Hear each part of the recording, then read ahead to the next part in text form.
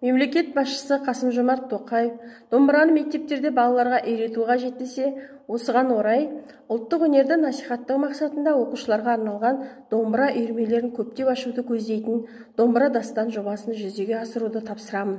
Осылайша маңғыстаулық оқушылар мектеп бітірген кезде кем дегенде 10 күйді үйреніп шығуы тиіс деп ойлаймын.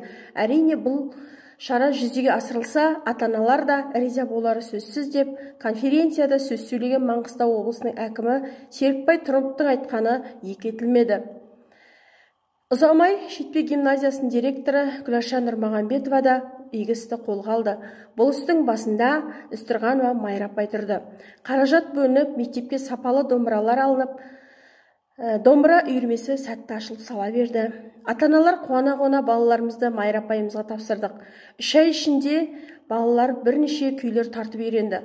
Балам домбыра үйірмесіне еш кедергісіз қатысып, домбыраны сүйсіне тартып келеді.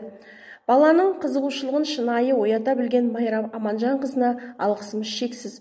Балалардың шабытын шаттандырып, үлгілі шәкірт тәрбиелей беруіңізге тілектеспіз, Майра апай.